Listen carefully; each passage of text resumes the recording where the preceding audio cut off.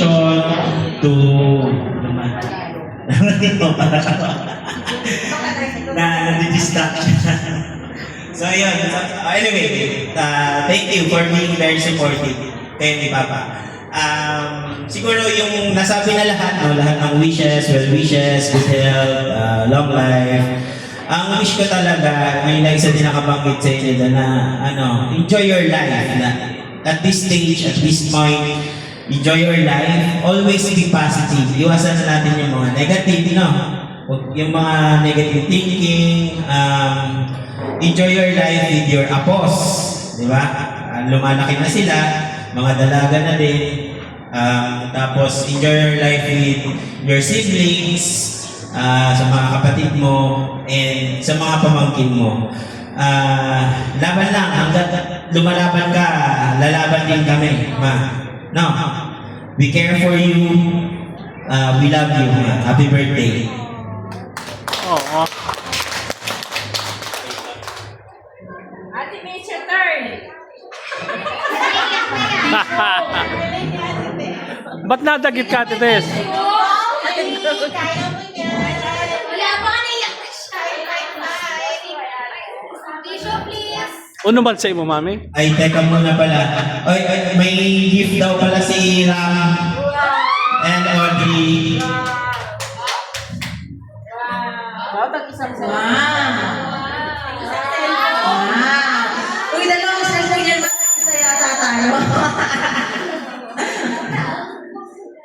Nag-isa yata tayong cellphone yan, ma.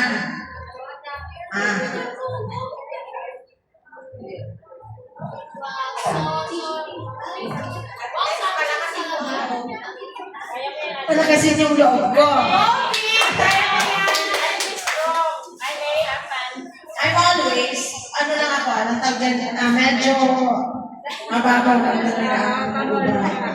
Especially sa mga mahal ko. And please bear with me. No words can say thank you, or yung thank you is not enough, ma, for me to say how grateful I am and how I appreciate you and Papa of what you did for us.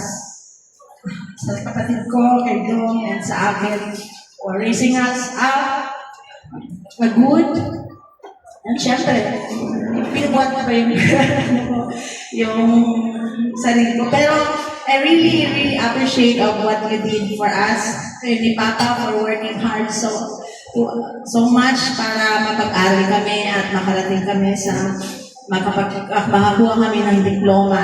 Alam ko, hindi madali kasi syempre ako nararanasan ko na rin ngayon yung pagpapaaral at pagpapalaki ng mga anak.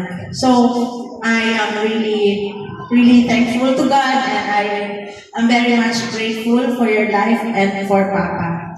So, ang message ko lang sa iyo, ma, is huwag kang panghihinaan ng loob. Alam mo naman, kahit butas pa yan ng karayong, susuotin ko. Pero, syempre, the hope and yung hope natin, we always put and trust natin kay God. No? Kahit ano pang sabihin ng mga doktor, basta si Lord gusto ka pa niyang nandito sa amin, walang magagawa sila. So, gusto ko lang malaman mo that we really love you. Huwag kang mag-isip na hindi ka namin mahal, especially si Dong at ako, ang mga apo mo, at ang iyong mga mahal na manugang, si Yams at saka si Ronnie. We are always here for you sa mga kailangan mo.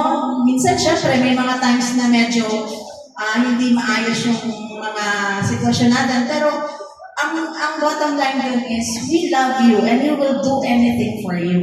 Tingnan mo naman, yung apo mo, nag-donate pa sa'yo ng dugo. Pati si I, kahit na sobrang takot yan sa karaya ng dugo. But because of our love, because of our care and concern, we are doing this for you. Siyempre, we are putting our hope. Siyempre, hindi ko naman sinasabi na dahil sa ginagawa namin, but because of and good health for you. Thank you, Jesus, for your life. I love you.